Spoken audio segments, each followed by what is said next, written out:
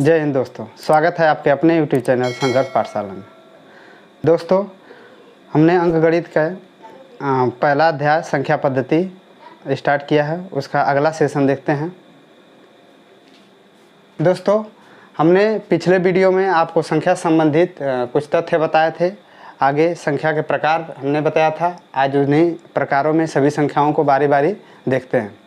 दोस्तों, पहला हमारे संख्या के प्रकार में पहली संख्या है हमारी प्राकृतिक संख्या या प्राकृतिक संख्या या नेचुरल नंबर। दोस्तों, प्राकृतिक संख्या क्या होती है, आइए उसके बारे में जानते हैं। देखिए, जैसा कि लिखा गया है कि जिन संख्याओं से वस्तुओं की गणना या गिनती की जाती है उन्हें हम प्राकृतिक या प्राकृत संख्याएं कहते हैं। देखिए, जैसा लिखा है आपको कि जिन संख्याओं से वस्तुओं की गणना की जाती है उन्हें प्राकृत या प्राकृतिक संख्याएं कहते हैं। जैसे वे संख्याएं क्या होती है, तो हम अपने दैनिक जीवन में प्रत्येक वस्तु को गिनने के लिए हम लोग काउंटिंग करते हैं। जैसे 1, 2, 3, 4, 5, 6, 7, 8 डैश, अर्थात यह संख्या कहाँ तक जा सकती है, अनंत तक जा सकती है। ये हमारी क्या होती है, प्राकृतिक संख्या। दोस्तों, इससे प्राकृतिक संख्या से संबंधित कुछ बातें हैं जिसको हम जान लेते हैं। जैसे आपसे पूछा जाएगा कि सबसे छोटी प्राकृतिक संख्या क्या होती है, तो आप बता सकते हैं कि सबसे छोटी प्राकृतिक संख्या 1 होती है। सबसे छोटी प्राकृतिक संख्या क्या होती है, 1 होती है। फिर कह सकते हैं दूसरा है कि सबसे बड़ी प्राकृतिक संख्या क्या हो सकती है। तो दोस्तों, आपको पता है कि हर एक अगले संख्या की अगली संख्या क्या होती है, बड़ी हो सकती है। इसलिए हम सबसे बड़ी प्राकृतिक संख्या को निर्धारित नहीं कर सकते हैं। इसलिए हम क्या कह सकते हैं कि सबसे बड़ी हमारी प्राकृतिक संख्या क्या हो सकती है, अनंत हो सकती है। चलिए, अब अगला देखते हैं। दूसरा है हमारा पूर्ण या पूर्णांक संख्या। इस पूर्णांक संख्याएं, इसे क्या कहते हैं, होल नंबर। आइए होल नंबर के बारे में जानते हैं। जैसा कि लिखा गया है कि प्राकृतिक संख्याओं के समूह में शून्य को शामिल कर लिया जाए। शून्य को शामिल कर लिया जाए। शून्य को शामिल करने से बनी संख्याओं के समूह को क्या कहते हैं, पूर्ण संख्याएं कहते हैं। अर्थात हम जान सकते हैं कि यदि हमारी जो प्राकृतिक संख्या है, उन्हीं प्राकृतिक संख्याओं में यदि हम शून्य संख्या को भी शामिल कर लें तो ये सभी प्राकृतिक संख्याएं क्या हो जाएंगी, पूर्ण संख्याएं बन जाएंगे। आइए देखते हैं। जैसे पूर्ण संख्याएं क्या हो सकती है।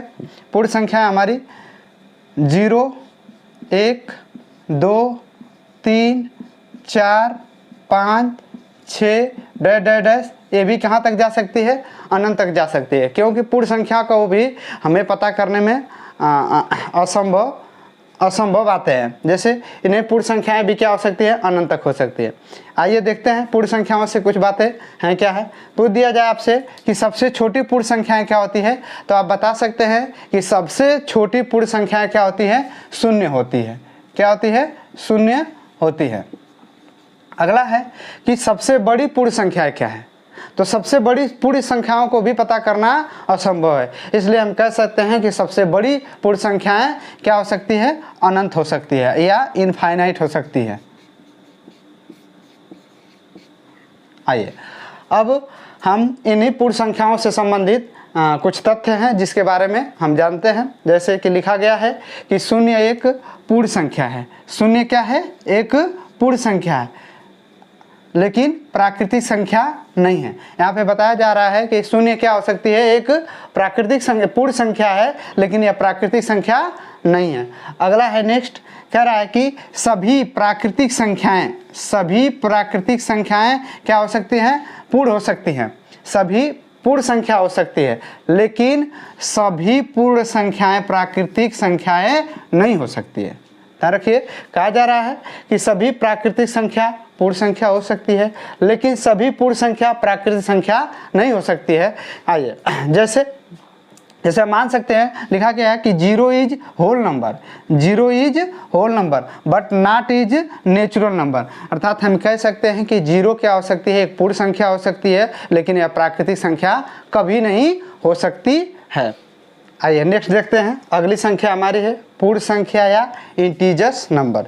इंटीजर्स नंबर या पूर्ण संख्या क्या आती है, उसके बारे में जानते हैं। जैसा कि लिखा गया है कि जब पूर्णांक संख्याओं को क्या कहा जा रहा है कि जब पूर्णांक संख्याओं को शून्य के साथ सम्मिलित करके या शामिल करके, क्या कहा गया है, जब पूर्णांक संख्याओं को शून्य के साथ शामिल करके ऋणात्मक एवं धनात्मक चिन्हों के द्वारा दर्शाया जाता है या प्रदर्शित किया जाता है, उन्हें क्या कह सकते हैं, पूर्णांक संख्या कह सकते हैं। क्या कह सकते हैं, पूर्णांक संख्या कह सकते हैं। देखिए फिर से क्या कह रहा है कि जब पूर्णांक संख्याओं को शून्य के साथ शामिल करके ऋणात्मक एवं धनात्मक चिन्हों के द्वारा दर्शाया जाता है तो हम उन्हें उन संख्याओं क्या कह सकते हैं, पूर्णांक संख्याएं कहते हैं। जैसे आइए देख लेते हैं कि यदि हमारी संख्या क्या है, शून्य है। क्या है हमारी संख्या जो है, शून्य है। शून्य के साथ हम ले सकते हैं +1 +2 +3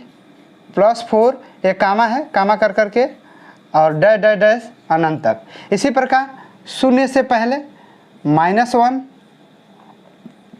-2 -3 -4 डैश डैश डैश, ये भी कहाँ तक जा सकती है, अनंत तक जा सकती है। तो आपको देखिए लिखा गया है कि जब पूर्णांक संख्याओं को शून्य के साथ शामिल करके ऋणात्मक और धनात्मक चिन्हों के द्वारा दर्शाया जाता है तो उन्हें हम क्या कह सकते हैं, पूर्णांक संख्या है। जैसा कि आपको दिखाया गया, जीरो के साथ जीरो को सम्मिलित करके +1 +2 +3 और +4 डैश डैश डैश करके अनंत तक। इसी प्रकार जीरो से बाएं तरफ लिखा गया है -1 -2 -3 -4 डैश डैश अनंत तक। आइए अब देखते हैं, नोट में लिखा गया है पूर्णांक संख्याओं से संबंधित कुछ तथ्य हैं जिसको हम जान लेते हैं। जैसे पहला दिया है कि शून्य न तो धनात्मक है और न ही ऋणात्मक है। आइए जान लेते हैं इस शून्य के बारे में कि शून्य न ही धनात्मक है और न ही ऋणात्मक है। तो आप इसको क्या कह सकते हैं, तो आपको बताया गया है कि शून्य न तो धनात्मक है न ही ऋणात्मक है, अर्थात यह शून्य क्या है, शून्य एक पूर्णांक संख्या है। केवल व केवल कौन संख्या है, शून्य एक पूर्णांक संख्या है। ध्यान रखिएगा, यह कौन सी संख्या है, शून्य एक पूर्णांक संख्या है। अगला है, नेक्स्ट दिया है कि शून्य के दाईं तरफ लिखी गई संख्या, कह रहा है कि शून्य के दाईं तरफ, अगर हम शून्य को किसी मिड में लिख सकते हैं, लिख करके अगर दाईं तरफ जो संख्याएं दर्शाई जाती है वह क्या होती है, धनात्मक होती है। आइए देखते हैं, शून्य के दाईं तरफ दर्शाई गई संख्या क्या होती है, धनात्मक होती है, तथा शून्य के बाईं तरफ संख्या, जो शून्य के बाईं तरफ संख्याएं जो दर्शाई जाती है वह क्या होती है, ऋणात्मक होती है। इन संख्याओं के हम एक संख्या चार्ट पे या संख्या रेखा पे, एक रेखा पे क्या कर सकते हैं, दर्शा सकते हैं। दोस्तों आप इसका स्क्रीनशॉट ले लीजिए। हाँ दोस्तों, आई होप कि आप स्क्रीनशॉट ले लिए होंगे। आइए देखते हैं अगली संख्या। अगली संख्या हमारी है परिमेय संख्या, इसे रेशनल नंबर कहते हैं। आइए देखते हैं परिमेय संख्या क्या होती है। जैसा कि लिखा गया है कि परिमेय संख्या पर जिन संख्याओं को P/Q, आई होप कि आप स्क्रीनशॉट ले लिए होंगे। आइए देखते हैं नेक्स्ट संख्या, तो लिखा गया है परिमेय संख्या या रेशनल नंबर। परिमेय संख्या किसे कहते हैं, इसे देखते हैं।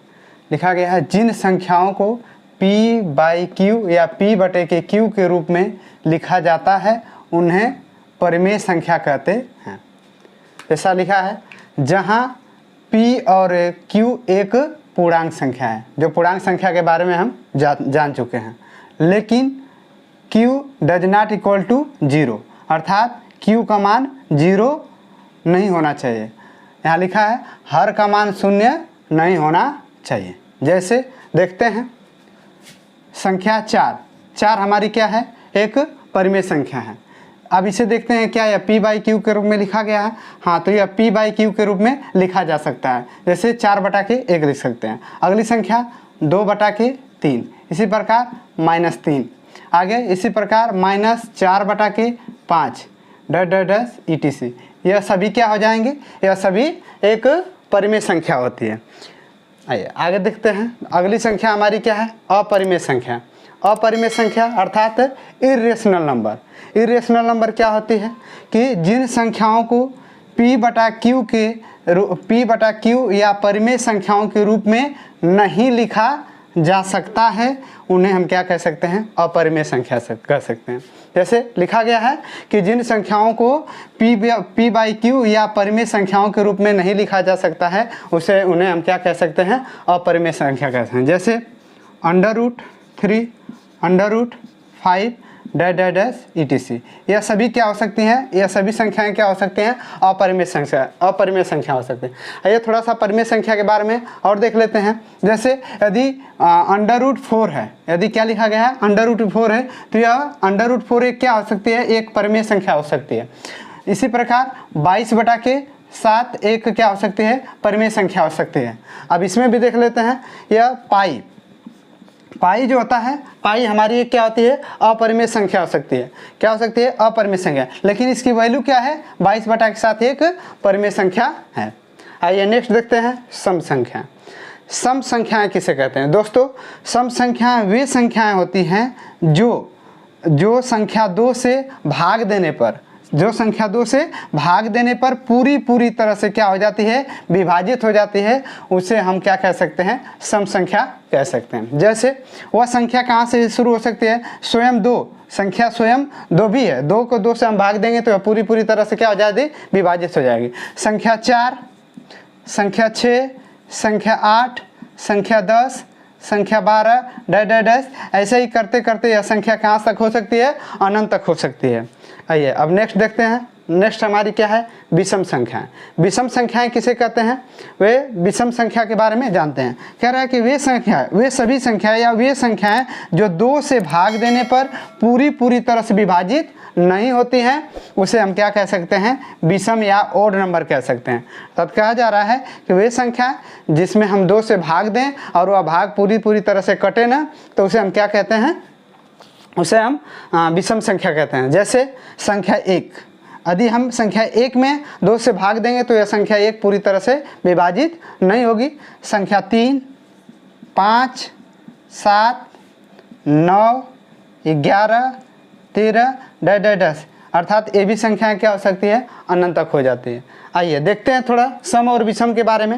यहाँ पे नोट लिखा गया है कि यदि हम सम संख्या में क्या कहा है, यदि हम सम संख्या में यदि +1 करें, क्या किया जाए, यदि सम संख्या में +1 किया जाए तो वह सम संख्या क्या बन जाएगी, विषम संख्या बन सकती है।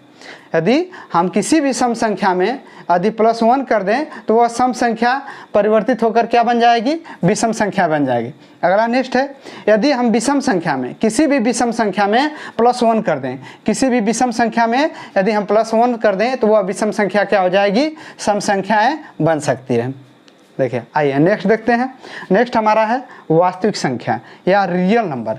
रियल नंबर किसे कहते हैं, इसके बारे में देखते हैं। देखिए कहा गया है कि सभी परिमेय संख्याएं एवं अपरिमेय संख्याओं के समूह को या सम्मिलित रूप को वास्तविक संख्या कह सकते हैं। हम कह सकते हैं कि यदि परिमेय संख्या और अपरिमेय संख्याओं को जोड़कर या एक साथ एक समूह में रख देंगे तो वह सभी संख्याएं क्या कहलाएंगी, वह सभी संख्याएं वास्तविक संख्या या रियल नंबर कहलाएंगी। जैसे आइए देखते हैं, संख्या 4, 2, 1/2, -1/2, -3, इसी प्रकार √3, √5, पाई, इसी प्रकार 22/7, यह सभी ETC, यह सभी क्या हो सकती हैं, वास्तविक संख्या होती हैं। अर्थात वास्तविक संख्या क्या होती है, परिमेय संख्या और अपरिमेय संख्याओं का सम्मिलित रूप होता है।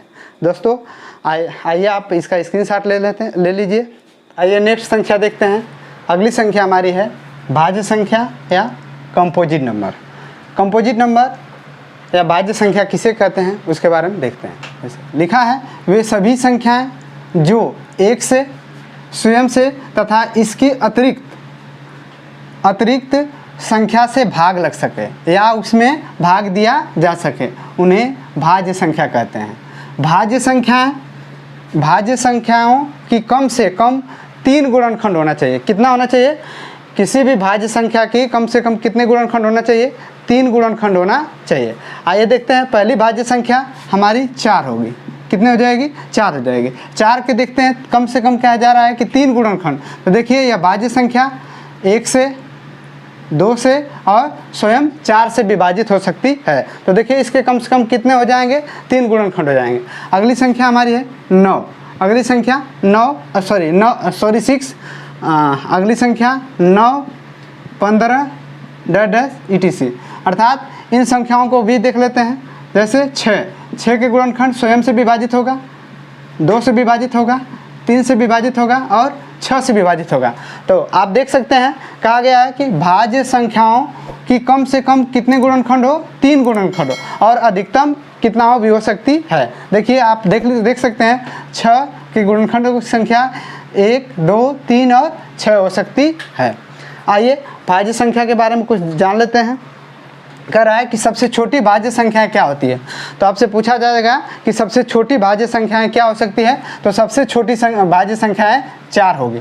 सबसे छोटी भाज्य संख्याएं क्या होगी, 4 होगी। और कह रहा है कि सबसे बड़ी भाज्य संख्याएं क्या, अर्थात सबसे बड़ी भाज्य संख्याओं को ज्ञात करना असंभव के बराबर है, अर्थात तो उसे हम कह सकते हैं कि यह अनंत हो सकती है। तो यहाँ पे हम लिख सकते हैं असंभव। चलिए दोस्तों, अब देखते हैं अगली संख्या है अभाज्य संख्या। अगली संख्या कौन सी है, अभाज्य संख्या। देखिए लिया गया है कि वे सभी संख्याएं जो 1 से तथा स्वयं के अलावा किसी अन्य संख्या, क्या रही है, किसी अन्य संख्या से विभाजित न हो। अर्थात कहा जा रहा है कि वे सभी संख्याएं जो 1 से विभाजित हो, स्वयं से विभाजित हो, लेकिन किसी अन्य संख्या से विभाजित न हो, उन्हें अभाज्य संख्याएं कहते हैं या अभाज्य संख्याएं कहलाती है। जैसे आइए इसको भी देख लेते हैं। वह हमारी संख्या हो जाएगी 2। अब देखिए 2 क्या है, स्वयं से विभाजित होगी, 1 से विभाजित होगी, क्या किसी अन्य संख्या से विभाजित हो सकती है, तो ऐसा नहीं है। इसके बाद 3, 5, 7, 11, 13, 9 नहीं हो सकती है। 9 क्योंकि और 9 क्या किस में आ जाएगी, भाज्य संख्या में हो जाएगी। 9 जो है स्वयं से भी होगी, 3 से भी होगी और 1 से होगी। तो यहाँ पे हो सकता है 2, 3, 5, 7, 11, 13, 17, 19 डैश ऐसे, या अधिकतम जा सकती है। अब देखिए अभाज्य संख्या के बारे में थोड़ा जान सकते हैं। अभाज्य संख्या पूछा जा रहा है कि सबसे छोटी अभाज्य संख्या क्या हो सकती है। तो सबसे छोटी अभाज्य संख्या क्या होती है, 2 होती है। सबसे छोटी अभाज्य संख्या क्या होती है, 2 होती है। और सबसे बड़ी अभाज्य संख्या, तो सबसे बड़ी भी अभाज्य संख्या को भी ज्ञात करना असंभव है, इसलिए हम कह सकते हैं कि यह अनंत हो सकती है। इसलिए यहाँ पे लिख सकते हैं कि असंभव है।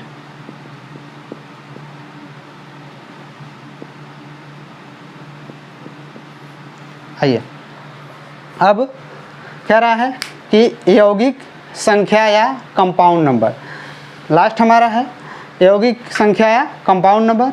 इस संख्या के बारे में हम जान लेते हैं क्या होता है। कह रहा है वे सभी प्राकृतिक संख्याएं जो एक व स्वयं के अलावा कम से कम एक दूसरी संख्या से विभाजित हो सके, उसे यौगिक संख्याएं कहते हैं। कह रहा है कि यौगिक संख्याएं वे संख्याएं होती है जो 1 से विभाजित हो, स्वयं से विभाजित हो और स्वयं के अलावा किसी न किसी अन्य एक संख्या से भी विभाजित हो। तो आइए उसको देखते हैं। जैसे हमारी वह संख्या है 4, कौन सी हो सकती है, 4 हो सकती है। देखिए यह 1 से भी विभाजित होगी, स्वयं से भी विभाजित होगी और किसी न किसी एक अन्य संख्या, तो एक अन्य संख्या हो सकती है 2 से विभाजित होगी। अगला है 6। इस प्रकार यह भी 1 से विभाजित हो सकती है, स्वयं से विभाजित हो सकती है और किसी न किसी एक अन्य संख्या से जैसे 2 से विभाजित हो सकती है। इसी प्रकार 8 हो सकती है, 9 हो सकती है, 10 हो सकती है, 12 डैश etc, अर्थात यह अनंत तक हो सकती है। तो आई होप कि आपको सेशन अच्छा लगा होगा और अच्छी तरह समझ में आया होगा। तो दोस्तों आज बस यहीं तक। हम मिलते हैं नेक्स्ट वीडियो में। तब तक के लिए धन्यवाद। जय हिंद।